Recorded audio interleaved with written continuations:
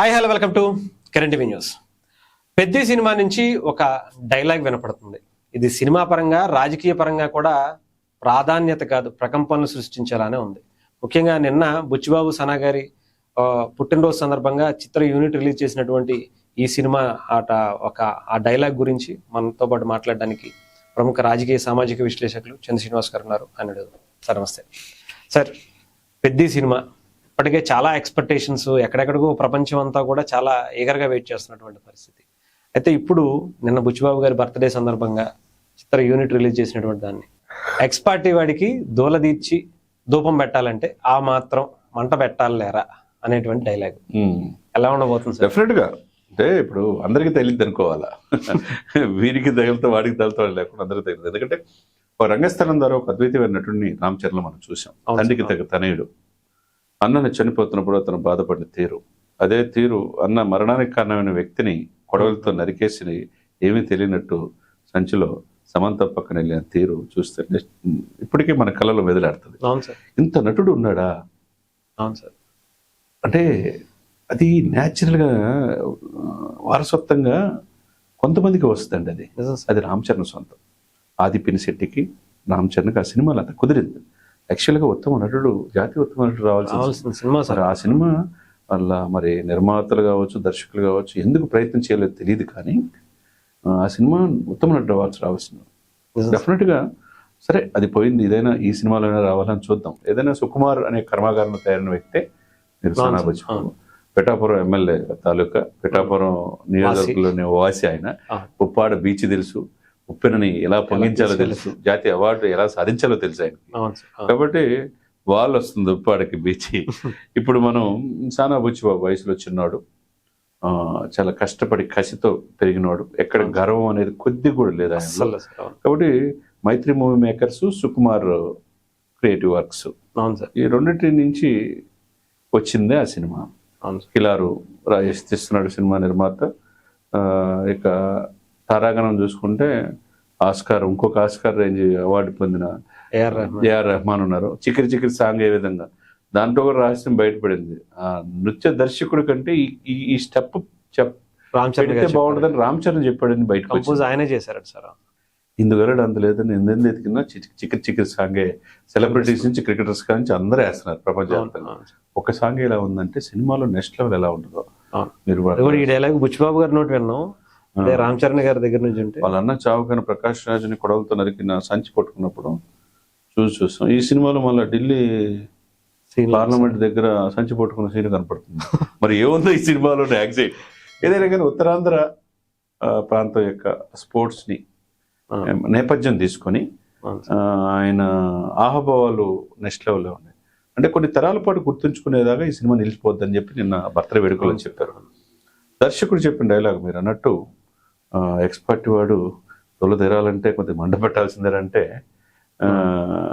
అది బుచ్చిబాబు గారు బర్త్డే సందర్భంగా వచ్చింది. ఆయన చెప్పి అది రామ్ చరణ్ నోటి నుంచి వస్తే థియేటర్లో పడితే ఎలా ఉంటుంది? నెక్స్ట్ లెవెల్ ఉంటుంది. Doubt at all. సినిమా చరిత్ర సృష్టించబోతుంది. అలాంటి డైలాగులు చాలా ఉన్నాయండి సార్ సినిమా. ఒక మనం చూసుకుంటే ఆ సినిమా మనం RRRలో రామ్ చరణ్ చూస్తే సెటిల్ పెర్ఫార్మెన్స్. అవును సార్. తన ప్రాణ స్నేహితుడిని కొట్టేటప్పుడు కళ్ళమ్మ నీళ్లు పడతా ఉండే. ఎందుకంటే వాళ్ళిద్దరి మధ్య ఎమోషనల్ అటాచ్మెంట్ అట. ఆ సెటిల్ పెర్ఫార్మెన్స్ హాలీవుడ్ బాలీవుడ్ వాళ్ళు ఆశ్చర్యపోయారు అనమాట. అంత అద్భుతం ఉన్నట్టు ఉన్నాడు. కాబట్టి ఆస్కార్ రేంజ్ జరిగింది. మంచి దర్శకుడు పడాలే కానండి, దర్శకుడు చేతులు కూడా నెక్స్ట్ లెవెల్ ఉంటుంది. అట్లా రామ్ చరణ్ గారు ఈ సినిమా ద్వారా పాన్ ఇండియా మూవీ. ఈ సినిమా వాళ్ళ వచ్చి సార్ చెప్పాలంటే ప్రపంచం అంతా చెప్పుకుంటారు ఈ సినిమాని.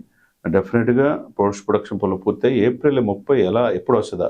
దాని ముందు March 26 బాబాయ్ వస్తున్నాడు. దాని ముందు జనవరిలో నాన్న వచ్చాడు. మరి నాన్న రికార్డులు ఎవరు భర్తీ చేయలేరని డిసైడ్ అయిపోయారు. మరి తండ్రి చూసి ఇటు బాబాయిని చూసి అంతకంటే కసిగా ఈ సినిమాలో అబ్బాయిని చూడాలి. చూడండి ఆర్డర్. ఆ మెగా ఫ్యామిలీ అనేది అంత ఈజీ కాదు సార్. కొన్ని జనరేషన్స్ సరిపడి బాబాయ్ కొడుకు మళ్ళీ తండ్రి మళ్ళా సంక్రాంతికి మళ్ళా ఖర్చు వేస్తాడు. మరి ఎన్ని చూస్తూ ఉంటే వీళ్ళకి ఎందుకు వచ్చిందంటే కసి. ఏదో వారసత్వంగా వచ్చి ఏదో వీళ్ళు డబ్బు సంపాదించిన ఆకాంక్ష కాకుండా ప్రజలు మెప్పించాలన్నది మెగా ఫ్యామిలీలో ఉంది. అది బై బర్త్ ఉన్నది. ఒకవైపు 3 పిల్లల తండ్రి వారసుడు వచ్చేసాడు.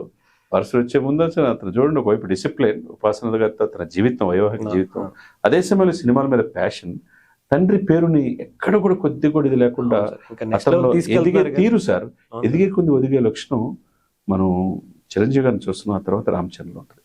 అటు తండ్రిని ఇటు బాబాయిని చూసి అతను ఎదిగిన తీరు నెక్స్ట్ జనరేషన్స్ ఒక ఎగ్జాంపుల్. అప్పుడు మీరు అన్నట్టు బుచ్చిబాబు బర్త్డేని ఆసాంతో సినిమా సెట్టింగ్లో అందరూ కలిసి అతను విషయం చెప్పారు, అలరించారు.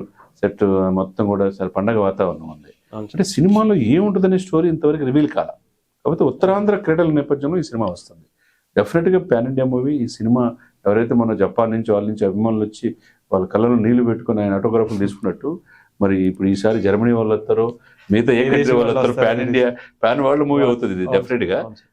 లాస్ట్ 40 minutes అండి సార్, నిజంగా చాలా మంది ఆ లైన్స్ గురించి చెప్తున్నారు. ఆ పర్ఫార్మెన్స్ కి రామ్ చరణ్ గారికి ఆల్మోస్ట్ ఇంకా 100% ఫిక్స్ చేసేసుకుంటారు, జనాలే ఫిక్స్ అయిపోతారు, నేషనల్ అవార్డు వస్తారు డెఫినెట్ గా అండి. ఈ సినిమా ద్వారా సుకుమారే అక్కడ రంగస్థలంలో సుకుమారే, ఇక్కడ సుకుమార్ తయారు చేసిన వజ్రమే. సుకుమార్ రైటింగ్ దీంట్లో ఉంది, ప్రతి డైలాగ్ లో ఉంటది. బట్ డెఫినెట్ గా ఈ సినిమా నెక్స్ట్ లెవెల్ ఉంటది. నేను చెప్పే కదా ఇందాక, కొన్ని జనరేషన్స్ గుర్తుంచుకునేటట్టుగా నెక్స్ట్ కొన్ని సంవత్సరాల పాటు నిలిచిపోయే విధంగా ఈ సినిమా ఉంటది అంటున్నారు. ఎలాంటి రికార్డులు అవుతున్నాయో ఆ తర్వాత దీని మీద ఎటువంటి అతిశయోక్తి లేదు. ఎందుకంటే ఇప్పుడు దురంధర్ సినిమా ఎంత 1800 కోట్లు వచ్చింది, తీసింది 280 కోట్లకి, 1000 కోట్ల పైన లాభం వచ్చింది. మార్చి 19 దురంధర్ పార్ట్ 2 వస్తుంది. అట్లే ఈ సినిమా నెక్స్ట్ లెవెల్ ఉంటది. యాక్షన్ కి అసలు తిరుగులేదు. దర్శకుడి మీద అసలు no doubt at all. Chiranjeevi garu కూడా ఒకసారి బుచ్చిబాబుతో చేయాలనుంది నాకు అనే పరిస్థితికి వచ్చిందంటే వాళ్ళు కసి ఉంటుంది. ఆ బర్నింగ్ డిజైర్ ఉన్న దర్శకుడి చేతిలో పడితే నెక్స్ట్ లెవెల్ ఉంటుంది. కాబట్టి ఈ ప్రతి సినిమా అన్ని రికార్డులు తులిపేసేసి సరికొత్త రికార్డు క్రియేట్ చేస్తుందంటలో ఎటువంటి అతిశక్తి. రైట్ సార్, చూద్దాం సార్ డెఫినెట్ గా. ఎందుకంటే మరొక నేషనల్ అవార్డు అయితే ఈసారితో మనం మెగా ఫ్యామిలీ నుంచి మెగా వారసుడిగా తీసుకోబోతున్నాం. తప్పకుండా వస్తుంది sir. Total right. Thank you sir. Thank you.